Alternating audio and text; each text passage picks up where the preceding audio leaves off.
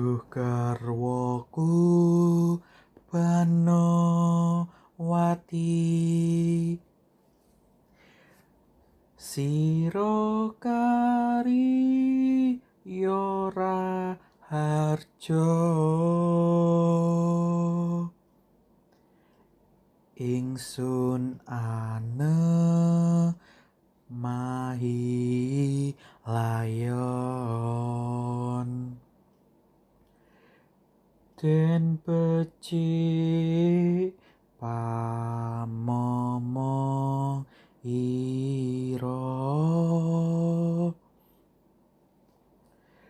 mring para putra nira.